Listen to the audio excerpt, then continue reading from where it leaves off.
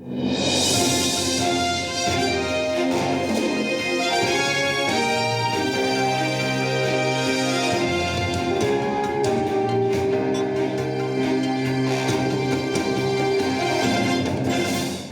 and welcome to a special post-election edition of Burbank Update. I'm Drew Sugars, Public Information Officer for the City of Burbank.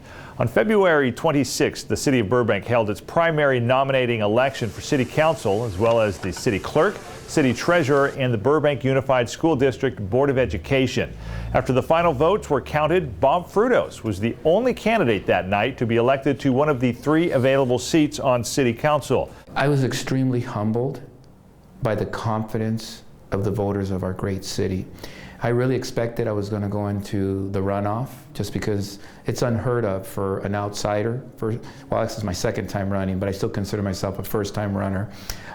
Being able to walk away and win the seat outright, and not by a narrow margin, a pretty big margin. And that just reaffirmed my commitment to being a servant of the people and re-energizing people that people want a good government that they can feel proud of, that is listening to them and is being responsible to their concerns. Council member-elect Frutos will be sworn into a seat on City Council on May 1st, along with 2 other council members who are yet to be decided. By city charter, the next 4 highest vote getters will run off for the 2 remaining seats in the April general election.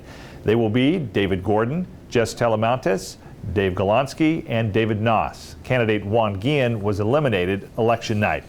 The election also extends the tenures of City Clerk Zizette Mullins and City Treasurer Debbie Kukta. Both were appointed to their current positions by City Council after their predecessors retired last year. I was very grateful and humble that this is an honor for me. There was a lot of mixed emotions and feelings going through, playing, of course, wearing the hat as the City Clerk and making sure the process was going the way it was supposed to be going.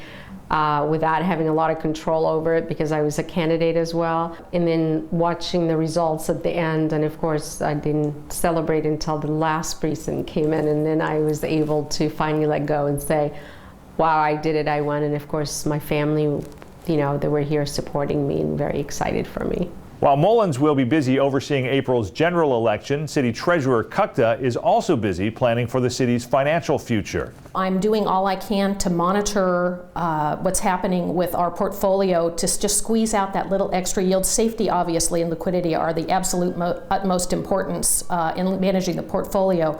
But every little bit helps, and it can pay for, if you put it in the context of paying, say, for an additional police officer or fireman, I think it's really important that I do my best to squeeze out every little bit that I can. If you'd like to hear more from the 3 candidates elected on February 26th, Bob Frutos, Zizette Mullins, and Debbie Kukta, be sure to watch for them in our series called First Person, which will air on the Burbank channel. And of course, it's available on demand on the city's website, burbankca.gov.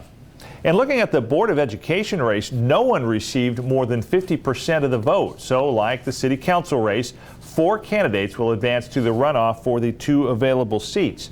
They will be Larry Applebaum, Charlene Tabbitt, Steve Ferguson, and David Dobson. Armin Agakanian, who came in 5th place, will not be advancing in this race. Remember, the general election will be Tuesday, April 9th. For more information on that election, visit our website. It's burbankca.gov, and then click on Election, which you will find on the home page. A couple other items here in this edition of Burbank Update before we go. You've seen the tent. Now you can go see the show. Cavalia's Odiseo opened to a sold-out crowd at the end of February and has been wowing audiences from all over Southern California. The show brings majestic horses and talented acrobats under the massive 10-story tall tent to create a one-of-a-kind experience. The show is scheduled to run now until Sunday, March 24th. Tickets are available for less than $50 for adults and $35 for children. It's a great experience that you are not going to want to miss. After more than a decade of research, feedback, and discussion, the Burbank City Council adopted a major update to the city's general plan. Council approved the document known as Burbank 2035 during its meeting on February 19, 2013. The long-range policy document focuses on how the city plans for expected growth and change in population and jobs while protecting the characteristics that make Burbank a special place to live, work, and play. Burbank 2035 identifies how Burbank will continue to preserve its small-town character while embracing its status as the media capital of the world. Plan recommendations include protecting the character and appearance of single-family neighborhoods, focusing future growth in and near transit centers, providing opportunities for mixed-use development in commercial areas to offer families with greater housing choice, and developing parks and open space areas to meet community needs. For more information on the general plan, which goes into effect March 21st, visit burbank2035.com, or you can get the information from our website, burbankca.gov.